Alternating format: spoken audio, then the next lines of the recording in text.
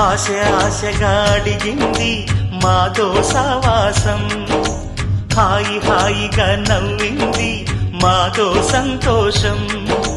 మధురమైన మమకారం మా ఇంటి పేరు అంటే, మనసు మీటు అనురాగం మా మాట తీరు అంటే, బతుకంటే ఎంత బాగుంటుందా అనుకోదా లోకం, ఇటువంటి వింత తను చూసిందా అనుకోదా స్వర్గం.